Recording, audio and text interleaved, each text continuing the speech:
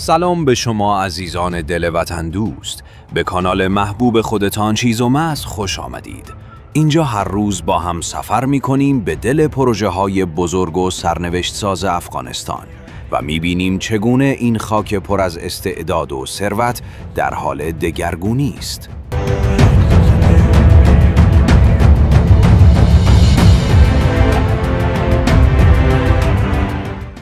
پس همین حالا دست به کار شو و کانال رو با لایک و سابسکرایب حمایت کن جون دلم. بزن برین که داستان‌های افتخارآمیز توسعه و آبادانی وطن رو بشنویم. اگه از من بپرسی که مهمترین پروژه افغانستان در سال 2025 چیه، بیدرنگ میگم قشتپه. پروژه‌ای که با افتخار حالا وارد فاز دوم شده و جالبه بدونی 90% این فاز تا همین لحظه به پایان رسیده. اما اصلاً قشتپه چی هست؟ یک کانال عظیم آبیاری به طول 285 کیلومتر که از رودخانه آمو سرچشمه میگیره و قرار حدود 500,000 هکتار زمین خشک و بایر در شمال افغانستان رو به دشت‌های سرسبز تبدیل کنه. فاز دوم که حالا با سرعتی بی سابقه و پشتکاری مثال زدنی جلو میره، شامل ساخت بخش‌هایی از کانال اصلی، تونل‌های فرعی، سدهای تنظیمی و شبکه‌های آبیاری محلی هست. این فاز بخش عمده‌ای از ولایت‌های جوزجان، فاریاب و بلخ رو تحت پوشش قرار میده. پیشرفت 90% این فاز یعنی چی؟ یعنی زمین‌ها تشنه دیگه زیاد منتظر نمیمونن. یعنی کشاورزان آماده کشت دوم و سوم شدن. یعنی اقتصاد محلی از یک خواب طولانی بیدار شده. بیش از 400 و 500 کارگر به طور مستقیم در این پروژه مشغولند و صدها مهندس و تکنسین داخلی و بین المللی شبانه روز دارن روی تکمیل این فاز کار میکنن. فقط تصور کن وقتی این پروژه کامل بشه، افغانستان نه تنها در تولید گندم خودکفا میشه، بلکه میتونه به صادرکننده محصولات کشاورزی در منطقه تبدیل بشه. در قلب شمال افغانستان، جایی که قرنها خاک خشک و بی‌حاصل چشم انتظار یک معجزه بودند، حالا سرسبزی، امید و زندگی جاری شده. درست شنیدی. امروز رفتیم سراغ یکی از بزرگترین، جسورانه‌ترین و حیاتی-ترین پروژه‌های تاریخ افغانستان. پروژه قشتپه. پروژه‌ای که نه فقط خاک را آبیاری می‌کند، بلکه روح تازه‌ای در جان هزاران خانواده، روستا، شهر و زمین می‌دمد. در سال 2025 پروژه انتقال آب قشتپه وارد فاز دوم خود شده. فازی که با بیش از 90% پیشرفت اجرایی حالا به نقطه‌ای رسیده که دیگر فقط یک رویا نیست، بلکه واقعیتی است که در برابر چشمان ما قد می‌کشد. این پروژه آب پرارزش دریای آمو را از ولایت بلخ از ولسوالی کلدار گرفته و قرار است آن را با مسیری عظیم و مهندسی شده به ولایت‌های جوزجان و فاریاب برساند.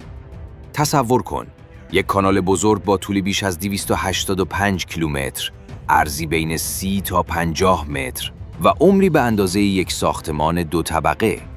آبی که سالها بدون استفاده از افغانستان عبور می‌کرد، حالا با اراده، تدبیر و همت افغان‌ها قرار است به زمین‌های خشک جان ببخشد.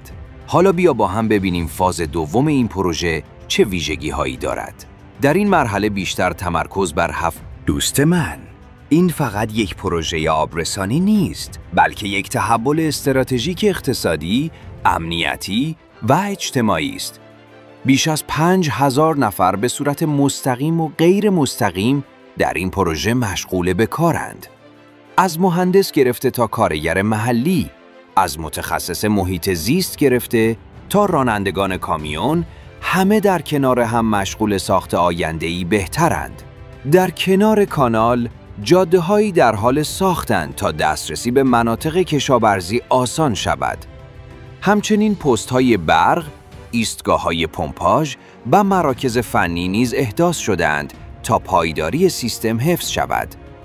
یکی از مهمترین دستاوردهای این پروژه ایجاد زیرساختی برای خودکفایی در تولید مواد غذایی است. پیش‌بینی می‌شود با تکمیل نهایی پروژه قشتپه بیش از 550,000 هکتار زمین کشاورزی احیا شود. یعنی افغانستان میتواند به جای واردات گندم خودش صادرکننده گندم و دیگر محصولات زراعی شود. این یعنی امنیت غذایی، کاهش وابستگی و ایجاد هزاران شغل در بخش کشاورزی، صنایع تبدیلی، صادرات و بازارهای داخلی. از همه مهمتر، این پروژه روح اعتماد به نفس و خوداعکایی را در دل مردم افغانستان زنده کرده. نه به کمک خارجی، نه به وعده‌های پوچ قدرت‌های جهانی، بلکه با بازوی خودمان، فکر خودمان و عشق خودمان به خاک وطن. حالا بیا تصور کنیم چند سال بعد را. روستاهایی که الان با تانکر آبرسانی می‌شوند، آن زمان رودخانه کوچکی کنارشان جاری است.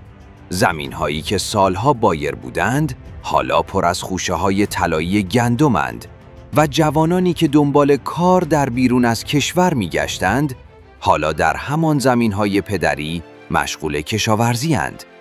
با امید، با برنامه، با آینده‌ای روشن. دوستان، این پروژه یک پیام روشن دارد. اگر بخواهیم، می‌توانیم.